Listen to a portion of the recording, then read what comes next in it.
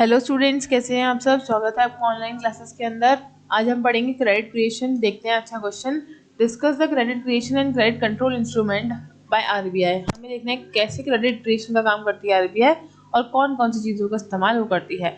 तो commercial bank grant loans and advances to the merchants and manufacturers. तो आपको सबको पता है कि बैंक क्या करती है, लोन देने का काम करती है। अब कैसे क्रिएट होता है, इस लोन से बैंक कैसे क्रिएट करती है, कैसे प्रोसेस करती है, हम देखते हैं।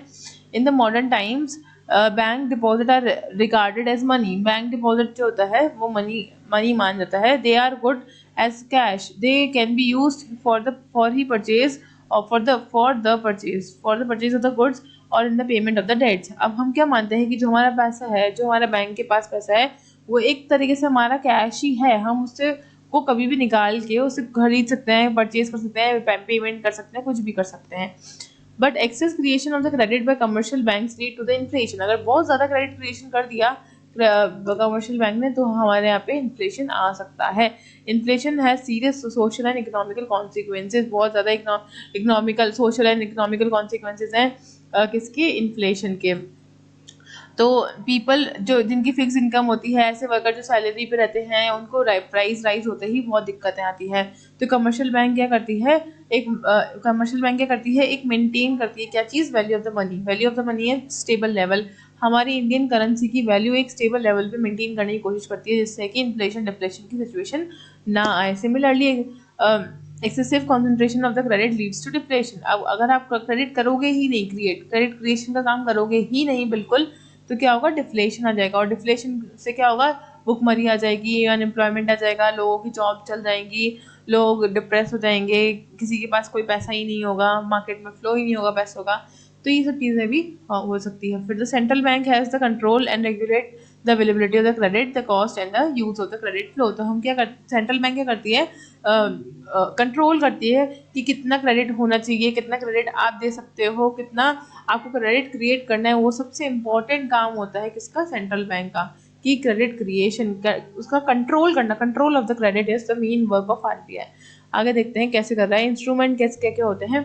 अब इसको दो तरीके में बांटा है। कौन कौन से इंस्ट्रूमेंट होते हैं, देखो, क्वांटिटेटिव और क्वालिटेटिव। अब देखते हैं पहला है क्वांटिटेटिव और जनरल मेथड ऑफ इंस्ट्रूमेंट्स।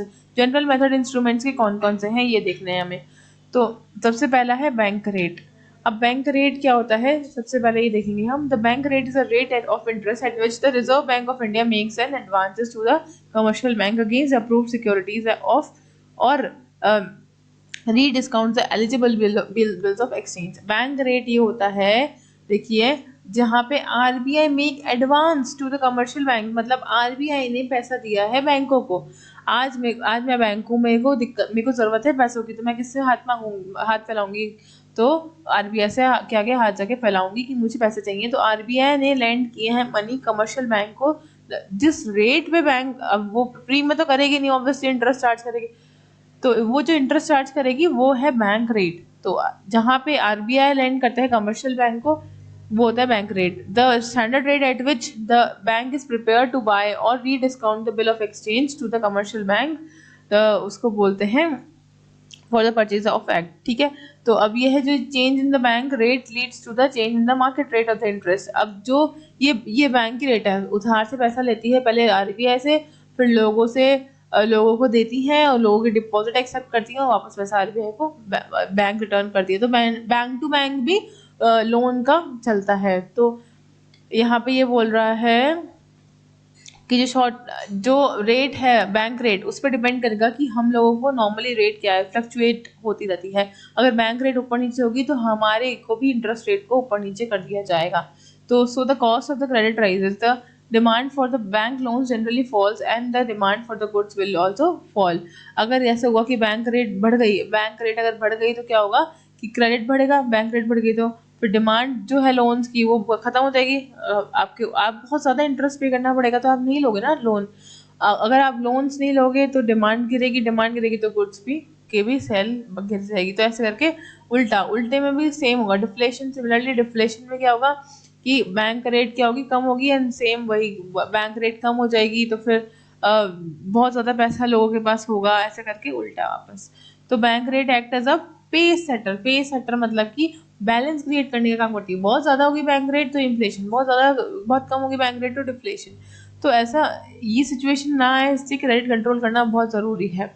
तो इसने बोला कि bank rate from time, RBI क्या करती है, चेंज करती रहती है according to situation, bank rate को अकॉर्डिंग टू इकोनॉमी की कंडीशन चेंज करती रहती है। किसको, बैंक रेट को। तो आरबीआई का ये काम है।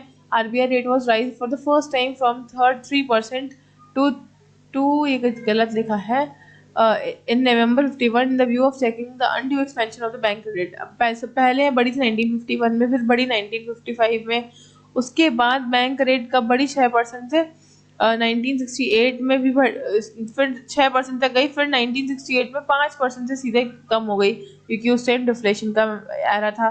फिर 1971 में वापस से बढ़ी, कितनी, 6% में।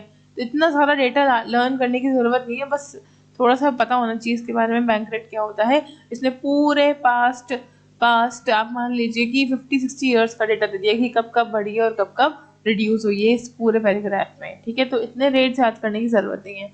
नेट लिक्विडिटी रेशियो सिस्टम, अब सेकेंड पॉइंट है net liquidity ratio system. The RBI advances to the commercial bank regulated only by the bank rate से ये रेगुलेट होता है। नेट लिक्विडिटी रेशियो, लिक्विडिटी क्या होता है कि जिस रेट से आप अपना पैसा कैश में कन्वर्ट कर सकते हो उसको बोलते हैं लिक्विडिटी। तो लिक्विडिटी की भी रेट्स होती हैं। The net liquid assets of the borrowing company comprises of the, अब लिक्विड असेट कौन कौन सी होती है, कैश जो खुद के हाथ में होता है, कैश जो रिजर्व बैंक में हमने जमा करा रखा है, बैंक के अंदर जो पैसा जमा करा रखे हैं, जो गवर्नमेंट में हमने इन्वेस्टमेंट कर रखा है, और ऐसी सिक्योरिटीज और ऐसी बोरोइंग्स जो आरबीआई, एसबीआई और आईडीबीआई के पास में पड़ी है, वो सब लिक्विड असेट में कंसिडर करते हैं। तो नेट लिक्विड रेशियो जो है एनएलआर क्या है, as prescribed by the RBI from time to time. तो ये जो लिक्विडिटी रेशियो जो मेंटेन करना है वो फिक्स होता है। पहले 28% था, फिर 1973 में 40% हो गया, फिर ये 1% से बढ़ गया, ऐसे करके कभी बढ़ता है कभी घटता है अकॉर्डिंग टू इकोनॉमिक सिचुएशंस, ये चेंज होते रहते हैं rates. OMO, open market operations, OMO क्या होते हैं। अब ओपन मार्केट ऑपरेशन क्या होते हैं कि जो बैंक क्या करती है कि पब्लिक को खुला छोड़ देती है कि भाई आप अपना बाय और सेल कर सकते हैं सिक्योरिटीज को हमारे पास।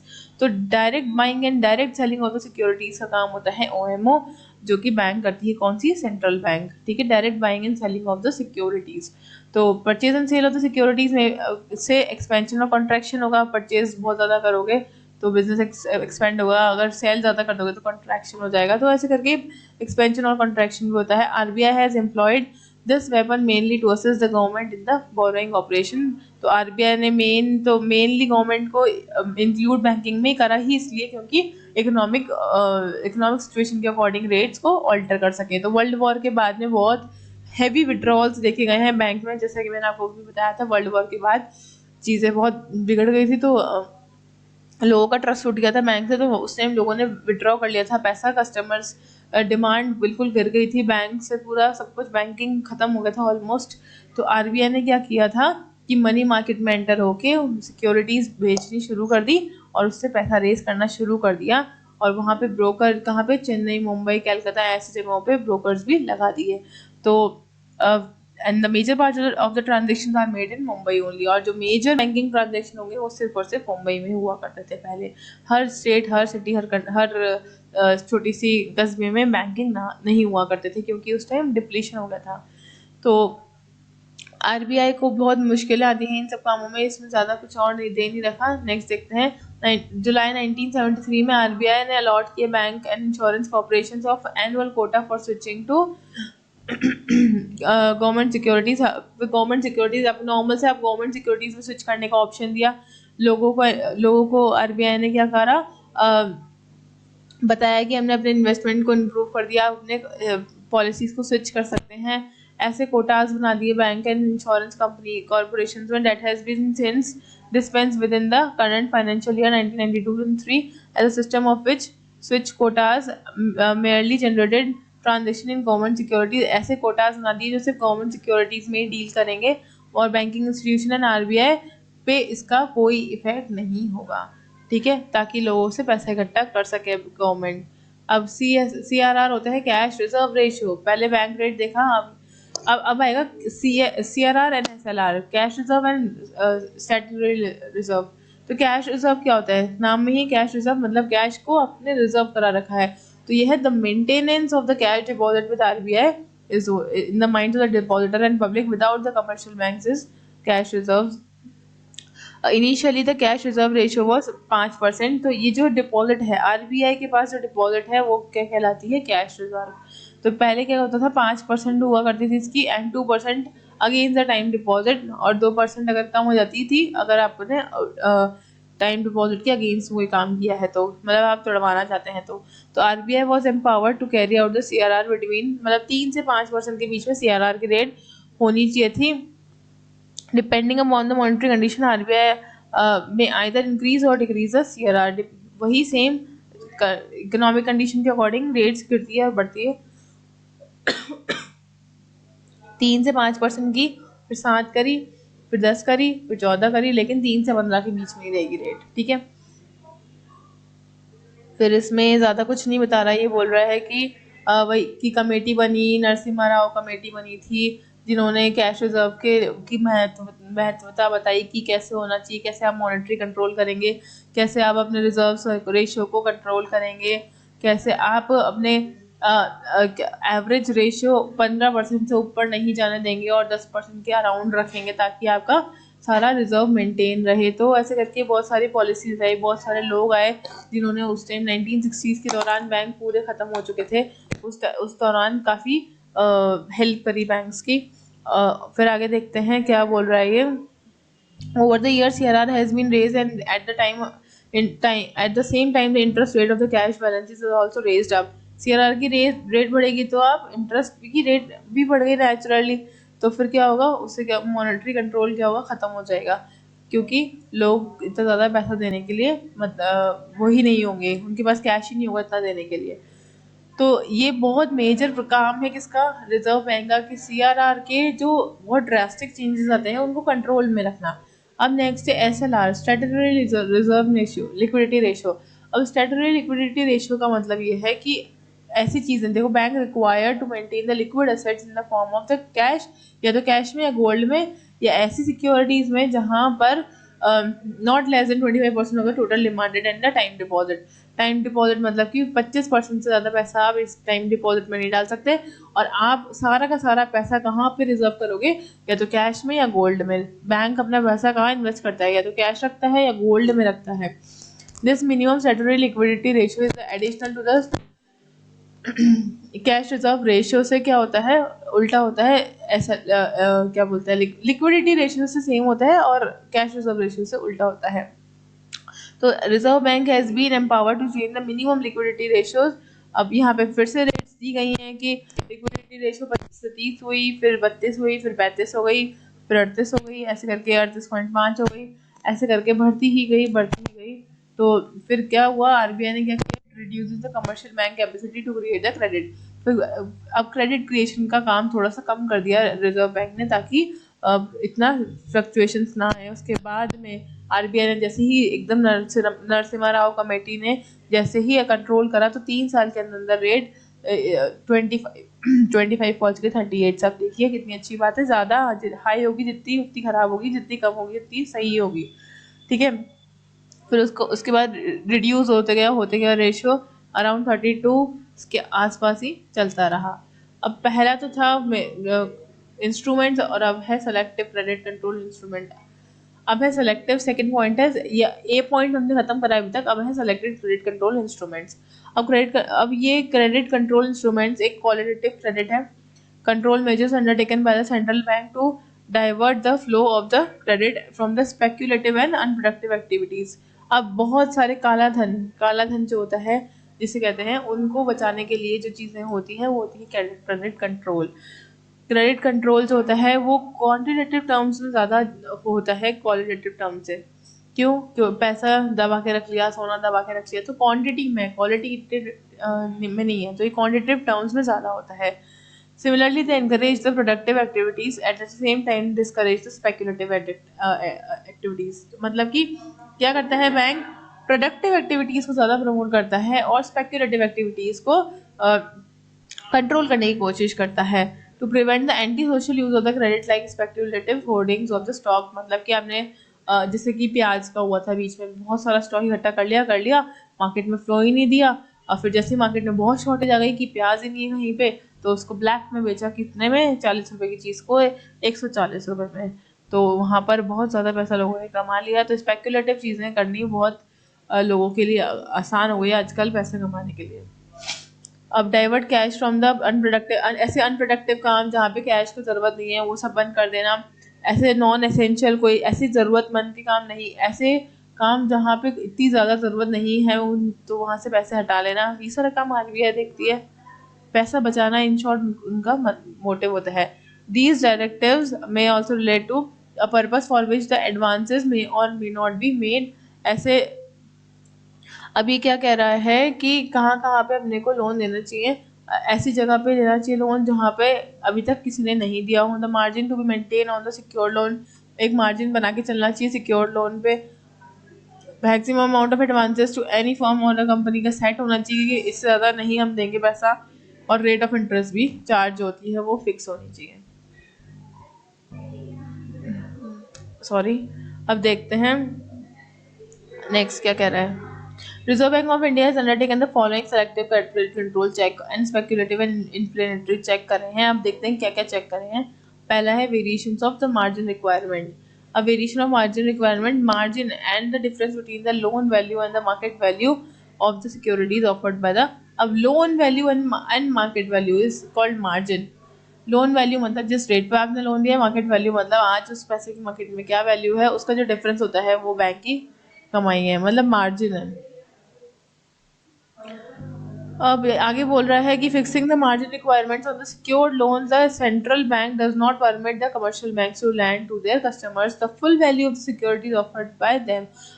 ये स्ट्रिक्ट इंस्ट्रक्शन होते हैं कि जितने भी सिक्योरिटी आप रख रहे हो उतना पूरी वैल्यू का लोन देना रिस्ट्रिक्शन है। आपको कुछ 40%, 30%, 60% मार्जिन रखना ही पड़ेगा। जैसे आपने अगर सिक्योरिटीज रखी 1 लाख की, तो आपको लोन मिलेगा लाइक 70,000 का, तो या 40% मार्जिन रखो, 60% मार्जिन रखो, 50 रखो, वो आप पे डिपेंड करता है, पर मार्जिन होना चाहिए।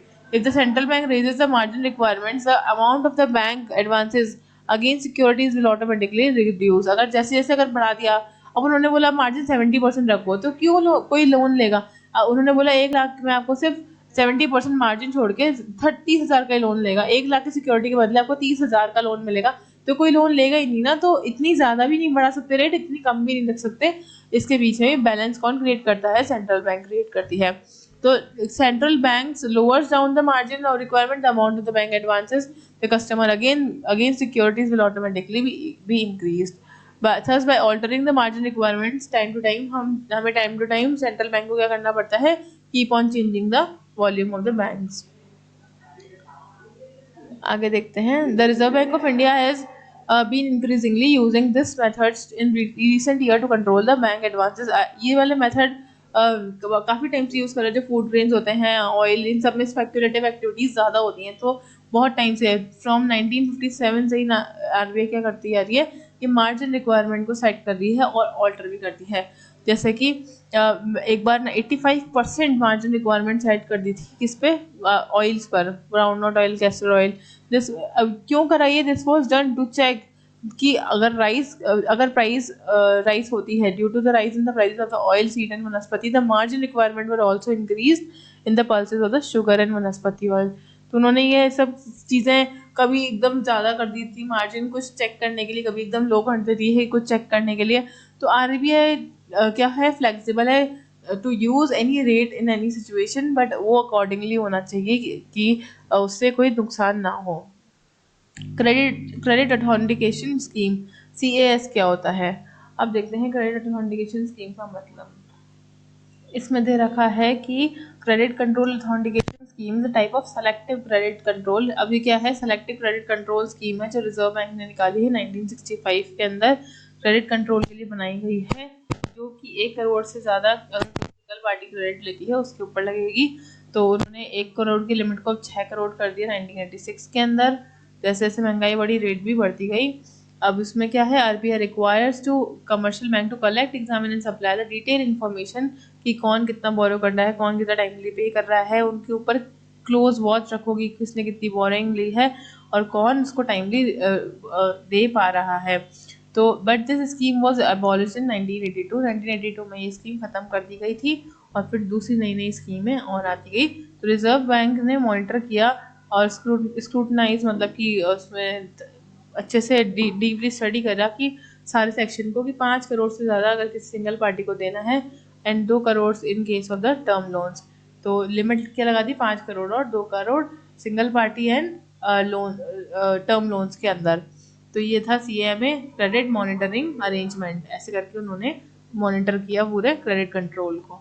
Control of the bank advances, अब बैंक एडवांसेस को कंट्रोल करना है तो फिर तो this is also use as a selective control method. A reserve bank has fixed from the time to time limit maximum limits of for some kind of the loan and advances, time से time alter करती जाती है, fix होती है rates. RBI issued a directive asking all the commercial bank in the country to restrict their advances against the paddy and rice। तो उन्होंने एक strict action निकाला था, डायरेक्टिव डायरेक्ट पूछा था कि हम ये पैडी एंड राइस के अगेंस्ट में रेट को बढ़ा रहे हैं। तो directive action is issued to check the speculative and hoarding. तो एकदम से क्या हुआ, 1956 में रेस्ट्रिक्शन लगा दी फूड ग्रेन्स पे, पल्सेस पे, कॉटन टेक्सटाइल्स पे, इन सब पे। तो क्या पता लगाना था उनको कि कितनी स्पेक्यूलेटिव एक्टिविटीज़ हो रही है मार्केट के अंदर। ठीक है, अब देखना 1970 में जो मैक्सिमम लिमिट ऑफ लोन है उसको भी चेंज कर दिया गया। कितना, 5 लाख कर दिया गया। कितना कर दिया गया, 5 लाख। फिर this was done to prevent the speculation, 5 crore से 5 लाख।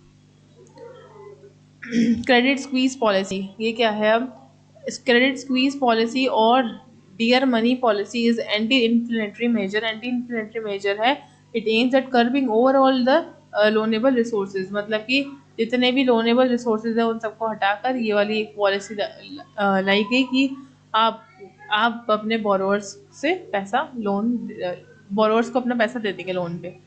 डिफरेंशियल इंटरेस्ट रेट्स, अलग अलग interest rate, differential interest rate. तो लिबरलाइजेशन ऑफ क्रेडिट के बाद में जैसे लिबरल हुई पॉलिसीज, उसके बाद में क्या हुआ कि reserve bank encourage credit to defence industries, export industries, food grain procurement by the government agencies. Reserve bank agree to provide the refinance at the bank rate. Refinance, वापस से फाइनेंस करने के लिए उन्होंने बोल दिया बैंक रेट के ऊपर, जो कि उन्होंने पहले इतना सख्ती बरती थी उसको वापस से रीफाइनेंस करने का बोल दिया।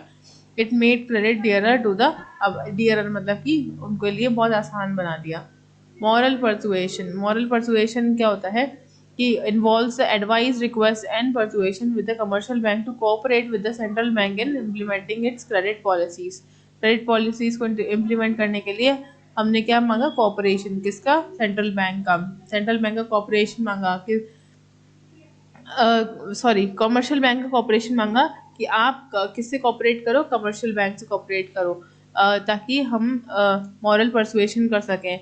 यूजिंग द मॉरल परसुएशन और selective credit control measure from 1956 से चालू कर दिया गया। पीरियोडिक लेटर भेजे गए कमर्शियल बैंक्स को कि आप हमारी पॉलिसीज को स्ट्रिक्टली मानो, आप अनसिक्योर्ड लोन्स मत दो, आप ये रेस्ट्रिक्शन लगाओ। फिर 1957 में बैंक को एडवाइस करा गया कि आप एग्रीकल्चर कमोडिटीज़ के अगेंस्ट में एडवांसेस को कम करें। फिर ऐसे करके हर बार हर चीज़ पे रेस्ट्रिक्शन लगाई, कभी लिबरल करा, कभी रेस्ट्रिक्ट किया, कभी लिबरल करा, ताकि आपका मॉनेटरी कंट्रोल हो सके। अब ये कुछ मेजर थे। अब लिमिटेशन क्या हुई, क्या हुआ इससे, limitation of the selective control. Selective control credits are flexible, flexible तो हैं, आपकी इच्छा हो जब करते हो, आपकी इच्छा हो जब हटा देते हो।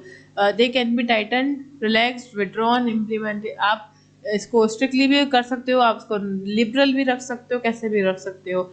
For influencing the purpose and direction of the credit, क्यों, सिर्फ हमें देखना है कि डायरेक्शन ऑफ द क्रेडिट कहाँ जा रहा है, कहीं स्पेकुलेशन तो नहीं हो रहा, कहीं बहुत लिबरल तो नहीं हो रहा, बस उसके लिए चेक के लिए। It should be noted that the quantitative methods are not competitive but complementary to quantitative methods of the credit control. मतलब कि क्वांटिटेटिव मेथड्स जो हैं वो क्वालिटेटिव मेथड्स जो है, क्वांटिटेटिव मेथड्स तो करें ही हमने, लेकिन जो क्वालिटी है वो काम की नहीं है, लेकिन स्टिल वो क्या करती है, इफेक्ट करती है। Both method are employed to control the credit by commercial bank, ठीक है।